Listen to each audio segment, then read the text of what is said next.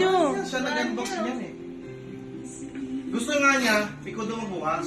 Sabi ko, di, ikaw na magbukas kay Rico para mapalagyan mo lang ng tempered glass. Sige, pinalagyan niya ng tempered glass. Para pagbukas, sabi ko, para pagpapasagin mo, sige.